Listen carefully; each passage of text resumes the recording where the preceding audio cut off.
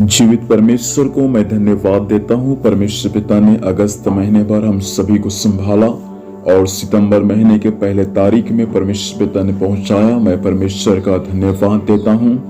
मेरे साथ परमेश्वर के वचन को पढ़ेंगे। भजन संहिता की पुस्तक 37 अध्याय उसका 18 पद। यहाँ ऐसा लिखा है, यहोवा खरे लोगों की सुधि रखता है और उनका भाग सदैव बना रहेगा। परमेश्वर पिता इन वचनों के माध्यम से हम सभी को आशीष दे। भजन संहिता 37 अध्याय राजा दाऊद के द्वारा लिखा गया एक भजन है फ्रियों। यहाँ पर कुकर्मियों का अंत और धर्मियों का अंत के विषय में लिखा हुआ है। हमने 18 पद को पढ़ा। वहां परमेश्वर धर्मियों के बारे में इस प्रकार से कहता है कि यहोवा धर्मी लोगों की आयु की सुधि रखता है, अर्थात जो लोग खरे लोग हैं, जिनको परमेश्वर ने अपने लहू से खरीदा है, जिनको परमेश्वर ने अपने लहू से मोल लिया है, जो खराई के साथ जीवन जीते हैं, ऐसे लोगों के विषय में परमेश्वर कहता है कि ऐसे लोगों की आयु की मैं सुधि रखता हूं।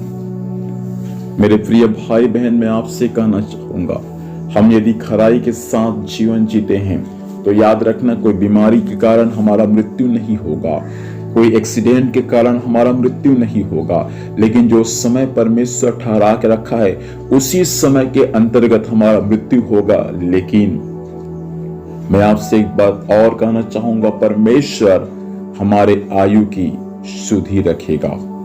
प्रियो, आपका आयु हो सकता है बहुत कम होगा, हो सकता है आप मृत्यु की सैया पर होंगे, लेकिन आप इस वचन के अनुसार प्रभु से प्रार्थना करें।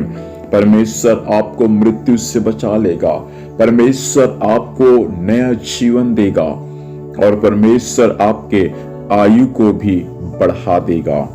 इसलिए यहां लिखा है, यहोवा खरे लोगों की आयु की सुधि रखता है।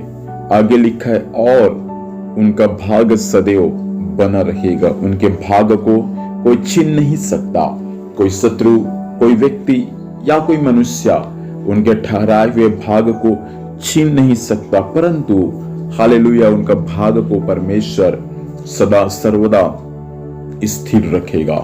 प्रिय भाई बहन, आपके आयु की चिंता परमेश्वर करता है। आप कम उम्र में आपका मृत्यु नहीं होगा, लेकिन आपके आयु को बढ़ाने वाला परमेश्वर आपके आयु की सुधि रखता है और वो आपके आयु को भी बढ़ाएगा और आपका भाग को परमेश्वर सदैव क्या रखेगा, स्थिर रखेगा।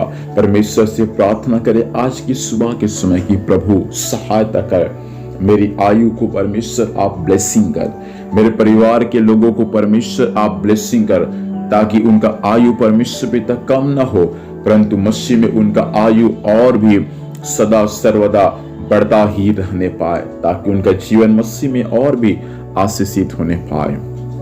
आइए सब इस समय अपनी आंखों को बंद करेंगे, हम प्रभु से प्रार्थना करेंगे। सर्वशक्तिमान जीवित परमेश्वर, धन्यवाद देते हैं प्रभु जी आपके दिए गए सुंदर कलाम के लिए। परमेश्वर पिता, इस महीने के पहले तारीख में प्रभु आपने हमसे बोला और आपसे बातचीत किया। प्रभु हम आपको धन्यवाद देते हैं, आप हमारे आयु की सुधि रखने वाला परमेश्वर है।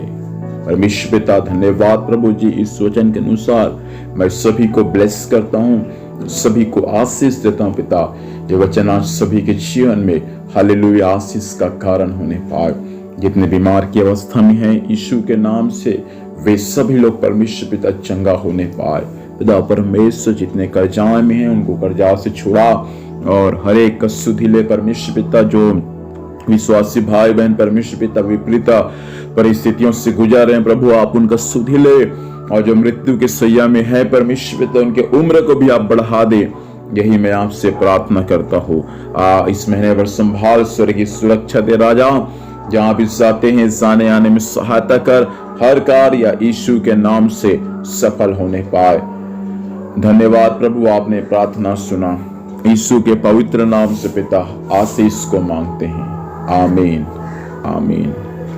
आप सभी को जय मसीह की। प्रभु हम सभी को आशीष दे। God bless you.